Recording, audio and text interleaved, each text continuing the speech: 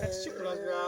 omuntu ng'oyo saawa zino omwana wo muyisiza mu mbeera eyo awummudde ate still oyagala oteekawo embeera lwaki at least ye mwennyini asooke okuyita yenenye waddewo embeera mu bulamu bw'omwana wo ebadde embi mutuuze ne mukufa nti wamujjanja wati wamufaako ng'akyali muto mutwala mutwe okufuna ddagala ng'akyali muto omwana ayise mu bulumi bungi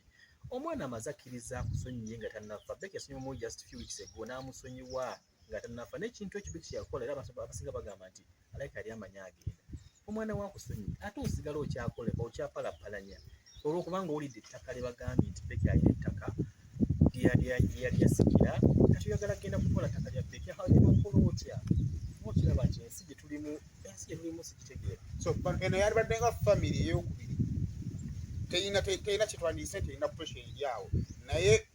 the fact that babagamba nti mwana waabwe ng'alina byalina okusikira kati maama wo okonfaminga nti omwana waabwe alina kugenda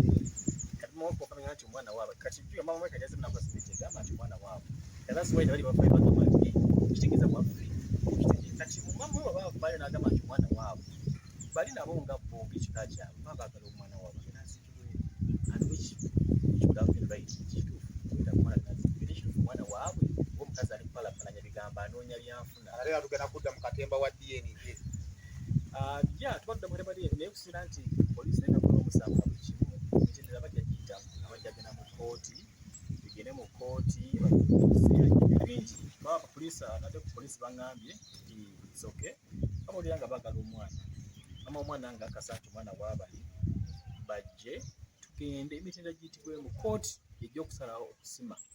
tetujja genda bugenzi nti Becky tumugyeyo kkooti egy'okusalawo yakola ki okugyeyo Becky bagende bakole DNA then bafinding out ekituufu which nze nganze kijja kunkosa nnyo kijja kunnuma nnyo okulaba nti Becky bamusimayo okumukolako anything wali wawumudde nti bagenda mukolako DNA kijja kumpisa bubi nnyo okusinga alisi kati right now simanyi mbadde mugumu nebaza Katonda nti ngumye okuva Becky yawumula simanyi lwaki ne muli mpulira Becky nkyali naye era muli mpulira nti just Becky pain gyavuddemu neyenga ye presence nkyagifiiringa nnyo nnyo kyavuddemu ye pain neyenga Becky mpulira nkyali naye kibulaba mbadde mugumu nga ngumye ku lwekyo naye tebanagamba nti bagenda kugyayo Becky bamukoleko DNA gye bamwe balina kugira gumba magumba galina okulaba bakoleko DNA ekyo kityate kumpisawo naye nja kuleka amateeka gakolinga bwe galina okukola ng'omusajja oli kusema official Arabic Stars bateekamu akasente ne bannaffe ba Akukola and security system bannaffe ab'e South Africa nemu kubanga ate mbategeeza 22 October Africa Band ejjaawo e Sandton okunya gina beera runs gina beera lusanvu ordinary runs 15 VIP ne runs 15 VIP ng'omusajja tugenda okumalako Friday ekifaananyi ekyesiigiddwa ekirabika kiraga nti Allan taata w'omwana gamba kati gana amaka Allan tagenda nga fotofoto gagenzi era nga bwe kugambye nti omukyala abadde apulapanyiriza well before Becky nga tannafa vidiyo ezasukufumeza Becky ezagenda vidiyo yasooka okufumira Becky singa nagipostinga waliwo postinga negoinga viral waliwo omuwala omu ali ku TikTok so omusi babiri bayogera bingi nnyo bannanga ono omusajja alimba bafaanagana n'omwana amufaanana beetegereza obalabe omusajja alimba abantu omwana amufaananira ddala mwana we yamuzayira ddala naye bwe yakyogera olwo yankubira essimu nangala noleka vidiyo kano nga baga nti omwana wo era mufaanagana nasirikira bwe nti nembuuza Becky tufaanagana nali mudwaire Bome Buhinga nembuuza Becky tufaanagana nanga ddayi tufaanagana kati nembuuza omukadde yali awo omukadde nagamba okimanyi nti n'abantu mu waadi wano bagamba mufaanagana ne Becky era banga bana omwana nga yafaana taata we naye bwe nabuuza Becky batufaanagana Becky yasanyuka naga ddayi tufaanagana yankwatanga nnyiko bw'ati ddayi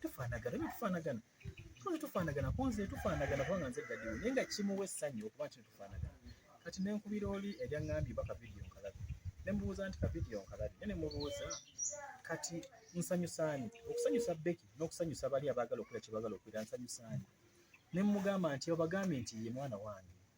kubanga Becky kimuwa essanyu ekibanga kubanga Becky essanyu kyali kufaanagana Becky nga tufaanagana kimuwa essanyu kye nali nina okukola kyonna kyali kyetagisa okukola nakiwa Becky essanyu nali nja kikola so namugamba nti fayini obaga tufaanyi nawe yamugaa sijja muddamu era tisaddamu vidiyo eyo oyo omukyali yapostinganga ebintu bya ku TikTok nayogera tisabiddamu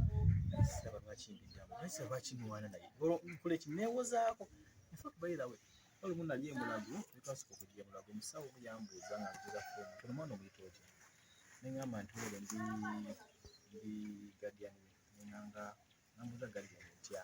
konze kale neŋŋanga taata we naŋŋamba there is nothing like neŋŋanga taata we nemugaa well since biological father we naye right now naŋŋamba nti kikyogerako kiyita biological father omusawo sirimwerabira yaŋŋamba nti don't mention not the biological father. You know what being a father means? Baŋŋamba nti omuntu yenna ateega responsibility y'omuntu nga gwamwinako obuvunaanyizibwa gwamuliko gwamujjanjaba you are the father okuva n'olero saagala oddemu okwewozaamu you are the guardian you are the gwe taata Becky era foomu zijjuze nga you are the father gwe taata Becky omusawo sirimwerabira era from then siddangamu kunyuza foomu ate ekibi kinaŋŋamba nti fine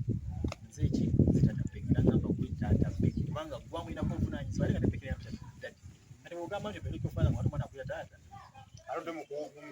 nze mukunnyonnyola mbw ate olw'okuva olwo neŋŋamba okufaanyize taata Becky so lwakuba mu bulamu nsobola okuba katugabe mu bulamu bwa kuli basatu wano oba bana wabaawo nga omumanyi oli amanyi naye naawe amumanyi bagamba nzibi nimwe naga mumpolereza tasobola kubanga bbi tasobola kubanga bbi ne wabaawo omuntu n'ayita buntu n'ogamba naye wadde nkimanyi tasobola kitabanga yabbi olwa akaseera nga n'abakutegeera batandika okukubuusa wategamba naye tabanga mu bantu abakwetolodde tekyatandika wobinuulabone kale wadde banneesiga ne baatandika okumbuusabuusa ekyo kyaliwo era abantu ababone at least nga bagamba nti wabawo omukululo abantu abaagala ennyo okufining out about Becky story ne gyavudde gye mbadde nkolera kalya kose football era mbadde njogerako ne mukama wange awo Mr. Kalya mugamba omwami mbadde mwebaza nkubidde kusimba mutera omukuziika naye gye nali nkolera kalya kose omuntu bw'ogera n'obuuza ku Becky era Allan yabadde akola ki ku Becky bayinza okunyumiza bwe mbadde nga nsula nga ntunula nga nziruka nga ninga omulabi ku Becky bibaddengawo n'ebintu ebimu sometimes mu bulamu bwaffe tebina nnyo kugamba bw'okwata ekintu ekitini n'okikapitalizingako kiyinza okuwonula obulamu bwo bwonna aye n'ova ku mulamwa oba okitegeera so waliwo ebintu ebimu mu bulamu bwaffe nga biri tebina mulamwa naye bw'okiteekako n'okizimbya kikujja ku mulamwa ebintu mbadde mbiwulira naye nga manyi tulina ekizibu kimu mu nsi tuli nnyo on the receiving side ebiseera ebisinga abantu abasinga twagala nnyo nze sinoonya kwagalibwa njagala nnyo okwagala sinoonya kuweebwa njagala nnyo okuwa wensobola okuweera naye abantu abasinga tuli on the receiving side twagala batwagale twagala batuwe twagala batubiibite naye oba oyagala okwagala soka weebuze gwani gw'oyagala oyagaddaani gwani gw'owa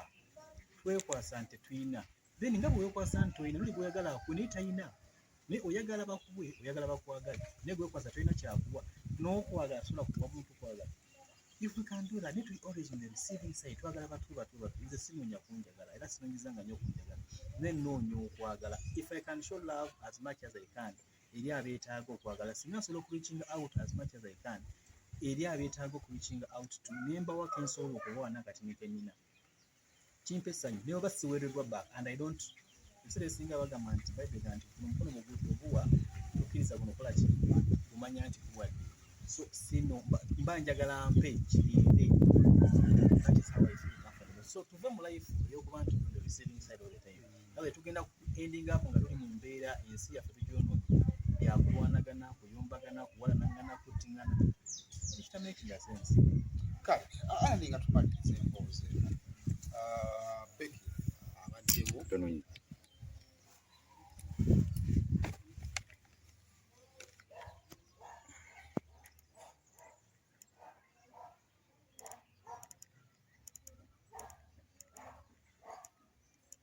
andakikama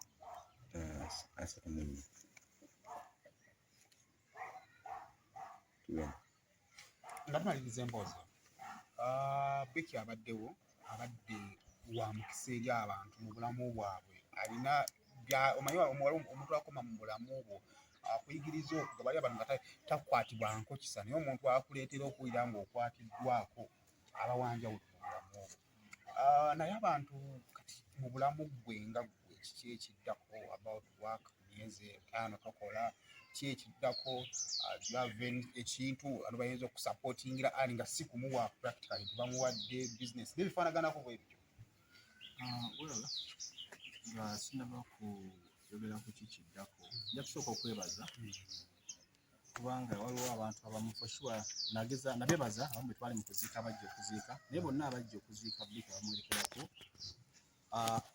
SB4